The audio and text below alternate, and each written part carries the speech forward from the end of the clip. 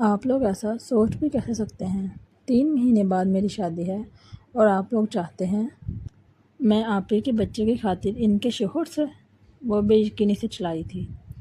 اس کی بہن کی موت 1 ماہ پہلے بچہ جنم دیتے ہوئے ہوئی تھی۔ وہ معصوم بچہ اسی کے پاس تھا، پر اب جب اس کی شادی کے دن قریب آ رہے تھے تو فرحان خانزادہ نے اس کا رشتہ مانگ لیا تھا۔ وہ جتنا امیر والا تھا اس کے گھر والے رضامند ہو گئے تھے۔ ہرگز نہیں امی، سوچیے گا بھی نہیں۔ وہ انکار کر چکی تھی، اس بات سے بے خبر کہ وہ فرحان خانزادہ کی پہلی محبت اس کا جنون تھی۔ اس کی شادی کا دن آن پہنچا تھا۔ وہ بہت خوش تھی، پھر اچانک دولہے نے بارات لانے سے انکار کر دیا تھا کہ اسے امریکہ سے نوکری اور ویزا مل گیا تھا۔ کوئی نہیں جانتا تھا کہ اچانک ویزا دلوانے والا اسے فرحان خانزادہ اس شرط پر کہ وہ بارات نہیں لائے گا۔ پورا گھر پیلی اور دودھیا روشنیوں کے جگمگا رہا تھا۔ جہاں مہمانوں کی آمد کا سلسلہ شروع ہو چکا تھا، گاڑیوں کے ہارن، ہنسی مذاق اور شہنشائیوں کی گونج فضا میں رقصاں تھی، مگر اس چمک دمک سے بے خبر گھر کے اندرونی کمرے میں الگ ہی دنیا بات تھی۔ کشمالہ آئینے کے سامنے بیٹھی تھی، سرخ جوڑے میں بھاری کام، گلے سے چمکتا ہوا ہار اور ہاتھوں پر رچی گہری سرخ مہندی میں وہ کسی پرستان کی شہزادی لگ رہی تھی۔ اس کی بڑی بڑی آنکھوں میں زندگی کے نئے سفر کے حسین خواب تیر رہے تھے۔ 3 مہینے سے جس دن کا وہ انتظار کر رہی تھی، آج وہ دن آن پہنچا تھا۔ زین کے ساتھ اس کی نئی زندگی کا آغاز ہونے والا تھا۔ وہ اپنی سوچوں میں گم مسکرا رہی تھی کہ اچانک باہر لاؤنج سے زوردار چیخ ابھری، جس کے بعد شیشے کے گرنے اور ٹوٹنے کی ہولناک آواز آئی۔ کمرے میں موجود اس کی کزن اور سہیلیاں سہم گئیں۔ باہر اچانک ایسا قہر مچا جس نے ہنسی خوشی کے اس ماحول کو سکینوں میں ماتم میں بدل دیا۔ نہیں، ایسا نہیں ہو سکتا۔ رحمہ صاحب کی لرزتی ہوئی آواز آئی اور پھر ان کی ہچکیوں سے رونے کی آواز نے کشمالہ کے دل کی دھڑکن کو جیسے روک دیا۔ کشمالہ کے وجود میں سنسناہٹ دوڑ گئی۔ وہ تیزی سے کھڑی ہوئی اور جیسے ہی دروازے کی طرف بڑھی، کمرے کا دروازہ کھلا۔ سامنے اس کی ماں پروین بیگم کھڑی تھیں، جن کا چہرہ آنسوؤں سے تر تھا۔ آنکھوں کا کاجل گالوں پر پھیل چکا تھا اور ان کے ہاتھوں میں انیلا کا معصوم بچہ تھا جو بلک بلک کر رو رہا تھا۔ پیچھے چچی حمیدہ انتہائی تشویشناک چہرے لیے اندر داخل ہوئیں۔ امی، کیا ہوا ہے؟ باہر ابو کیوں رو رہے ہیں؟ بارات آ گئی ہے کیا؟ کشمالہ نے کانپتے ہونٹوں سے پوچھا۔ اس کا دل کسی انہونی کے ڈر سے بری طرح دھڑک رہا تھا۔ پروین بیگم نے جیسے ہی کشمالہ کے لال جوڑے کو دیکھا، ان کا ضبط جواب دے گیا۔ وہ فرش پر بیٹھ گئیں اور بچے کو گود میں لیے پھوٹ پھوٹ کر رو پڑیں۔ چچی حمیدہ نے آگے بڑھ کر کشمالہ کا ہاتھ تھاما۔ ان کا اپنا ہاتھ برف کی طرح ٹھنڈا تھا۔ کشمالہ بیٹا، قیامت ٹوٹ گئی ہے۔ زین کے گھر والوں کا فون آیا تھا، وہ بارات دیکھ کر نہیں آ رہے۔ کمرے میں جیسے سکتہ چھا گیا۔ کشمالہ کو لگا اس کے کانوں میں سائیں سائیں ہو رہی ہے۔ کیا مطلب چچی؟ بارات کیوں نہیں آ رہی؟ کوئی حادثہ ہوا ہے؟ آپ لوگ صاف صاف کیوں نہیں بتاتے؟ اس کی آواز میں پاگل پن جھلکنے لگا۔ کوئی حادثہ نہیں ہوا کشمالہ، اس بےغیرت نے ہم سے غداری کی ہے، پروین بیگم نے روتے ہوئے چلا کر کہا۔ اس زین کو امریکہ کا ویزا اور وہاں کسی بڑی کمپنی میں شاندار نوکری مل گئی ہے۔ اس کی فلائٹ آج رات کی ہے اور وہ سب کچھ چھوڑ کر ایئرپورٹ جا رہا ہے۔ اس نے صاف کہہ دیا کہ وہ اب یہ شادی نہیں کر سکتا کیونکہ اسے اپنی زندگی اور کیریئر عزیز ہے۔ یہ لفظ کشمالہ کے سر پر کسی بھاری ہتھوڑے کی طرح لگے۔ اس کا مان، اس کا غرور، اس کا 3 سال کا پیار ایک ہی لمحے میں ریت کی دیوار کی طرح ڈھہ گیا۔ وہ آئینے کے سہارے کھڑی تھی، اس کا پورا وجود لرز رہا تھا۔ کشمالہ نے بے یقینی سے سر ہلایا۔ نہیں زین، ایسا نہیں کر سکتا۔ وہ مجھ سے محبت کرتا ہے۔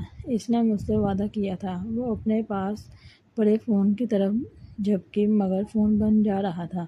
وہ اس حقیقت سے بالکل بے خبر تھی کہ اس اچانک ویزے اور نوکری کے پیچھے شہر کے سب سے طاقتور امیر انسان کا ہاتھ ہے۔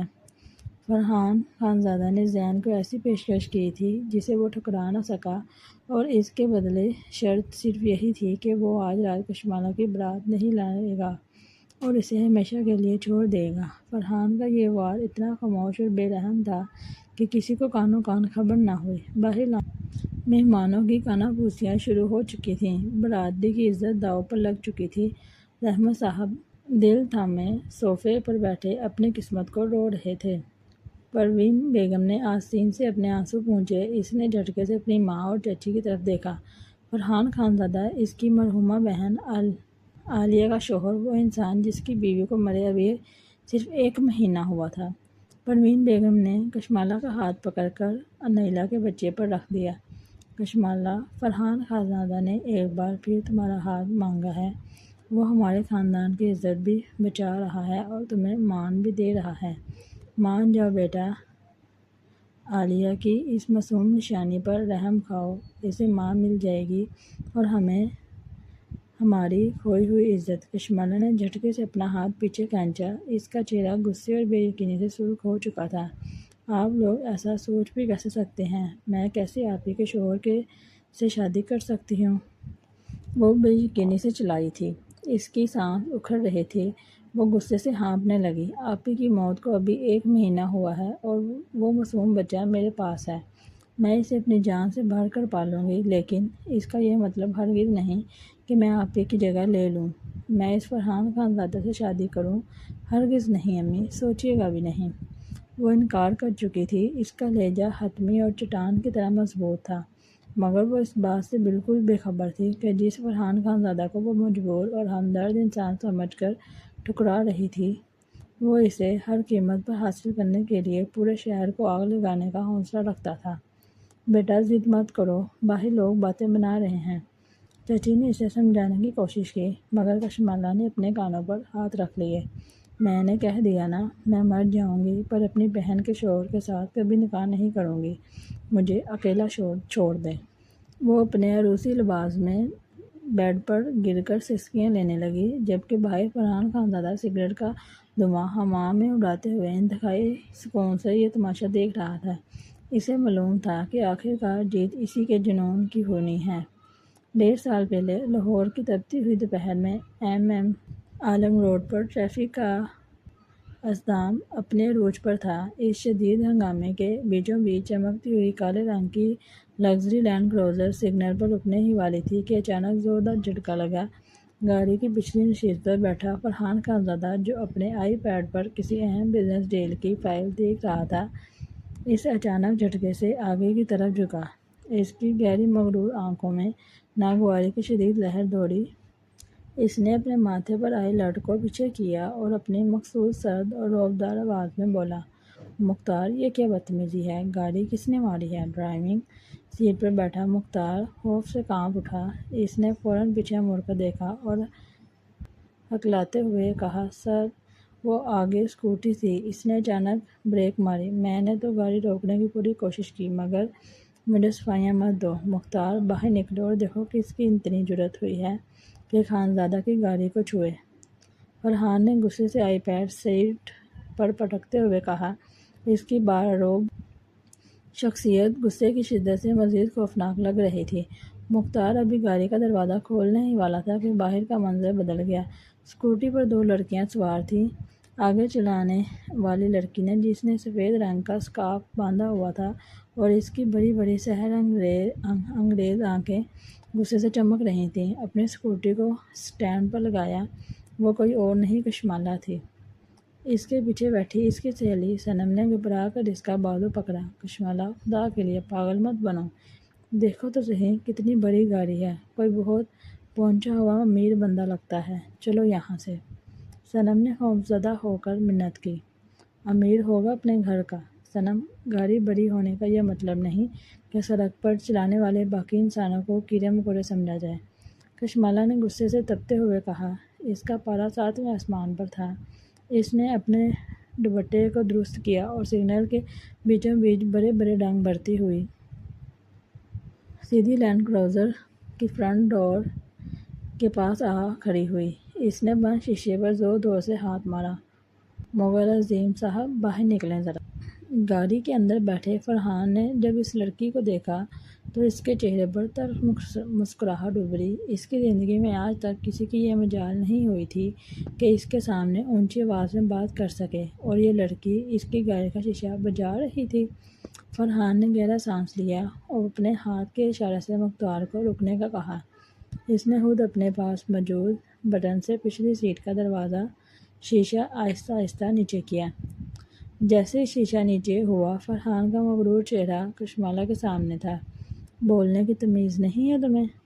فرحان نے اپنی بھاری اور رعبدار آواز میں کہا، جس سے اچھے اچھے لوگ سہم جاتے تھے۔ جانتی ہو کس کے سامنے کھڑی ہو اور کس کی گاڑی کو تم نے نقصان پہنچایا ہے؟ کشمالہ اس کے رعب سے 1 انچ بھی پیچھے نہیں ہٹی۔ اس نے اپنے دونوں ہتھیلیاں اپنی کمر پر رکھیں، اپنی خوبصورت نڈر آنکھیں فرحان کی آنکھوں میں گاڑ دیں اور چبا چبا کر بولی، گاڑی بڑی ہونے سے انسان بڑا نہیں ہو جاتا جناب، انسان اپنی عقل اور اخلاق سے بڑا ہوتا ہے، جو مجھے آپ کے اندر دور دور تک نظر نہیں آ رہے۔ سگنل سرخ ہونے والا تھا۔ میں نے بریک لگائی مگر آپ کے اس عقل مند ڈرائیور نے پیچھے سے میری اسکوٹی کو ٹکر مار دی۔ اگر مجھے یا میری سہیلی کو کچھ ہو جاتا تو کیا آپ کا یہ کالا ڈبہ ہماری جان کا نعمت بدل بن سکتا تھا؟ فرحان خانزادہ دنگ رہ گیا۔ وہ سحر زدہ سا اس لڑکی کو دیکھنے لگا۔ اس کی تیز زبان، اس کے بولنے کا انداز، اس کا وہ بے خوف لہجہ، فرحان کے اندر جیسے کوئی طوفان اٹھ کھڑا ہوا۔ وہ اس کے چہرے کا نقوش، اس سے گلابی رنگت جو اس وقت غصے سے سرخ ہو رہی تھی، اور اس کی جرأت کو دیکھ کر اپنا غصہ ہی بھول گیا تھا۔ لڑکی، اپنی زبان کو لگام دو، میں چاہوں تو اسی وقت تمہیں اور تمہاری چکبار اسکوٹی کو یہاں سے غائب کروا سکتا ہوں۔ فرحان اسے ڈرانے کی آخری کوشش کی مگر اس کی آواز میں اب وہ پہلا سا جاہ و جلال نہیں تھا بلکہ ایک عجیب سی کشش آ چکی تھی۔ اوہو، دھمکیاں چیک کریں ذرا ان کی۔ کشمالہ نے طنزیہ ہنستے ہوئے صنم کی طرف دیکھا، پھر دوبارہ فرحان کی طرف مڑی۔ مجھے غائب کروائیں گے آپ؟ قانون نام کی کوئی چیز سنی ہے آپ نے کبھی، یا اپنے پیسے کے نشے میں اندھے ہو چکے ہیں؟ اگلی بار سڑک پر نکلیں نا تو اپنے اس رعب کو گھر چھوڑ کر آیا کریں، اور ڈرائیور کو کہیں کہ بریک پر پیر رکھنا سیکھے، دوسروں کی زندگیوں سے کھیلنا بند کرے۔ چل صنم۔ کشمالہ نے اپنی بات ختم کی، فرحان کو آخری نظر دے کر اور مڑ کر اپنی اسکوٹی کی طرف بڑھ گئی۔ فرحان خانزادہ وہیں ساکت بیٹھا رہا۔ اس کا ہاتھ گاڑی کے دروازے پر جمع ہوا تھا اور نظریں اس لڑکی پر تھیں۔ کشمالہ نے اسکوٹی سٹارٹ کی اور ٹریفک کے بیچ میں سے راستہ بناتی سیکنڈوں میں غائب ہو گئی۔ گاڑی کا شیشہ اب بھی نیچے تھا اور سڑک کا شور اندر آ رہا تھا مگر فرحان کے کانوں میں صرف اس لڑکی کے الفاظ گونج رہے تھے، گاڑی بڑی ہونے سے انسان بڑا نہیں ہو جاتا۔ مختار نے ڈرتے ڈرتے آئینے میں فرحان کا چہرہ دیکھا۔ سر، پولیس کو فون کروں؟ اس لڑکے کو پتہ لگوا کر اٹھوا لوں اسے؟ فرحان نے آہستہ سے اپنا سر نفی میں ہلایا۔ اس کے چہرے پر ایسی مسکراہٹ تھی جو مختار نے پہلے کبھی نہیں دیکھی تھی۔ نہیں مختار، اسے اٹھوانا نہیں ہے، وہ کوئی عام لڑکی نہیں ہے، وہ تو کوئی طوفان ہے، میری زندگی کا پہلا طوفان۔ فرحان کی آنکھوں میں عجیب سی چمک تھی جو آہستہ آہستہ گہرے جنون کی شکل اختیار کر رہی تھی۔ مجھے وہ لڑکی چاہیے، ہر قیمت پر۔ اس دن کے بعد فرحان خانزادہ کی زندگی میں ایک عجیب سا انقلاب آ گیا تھا۔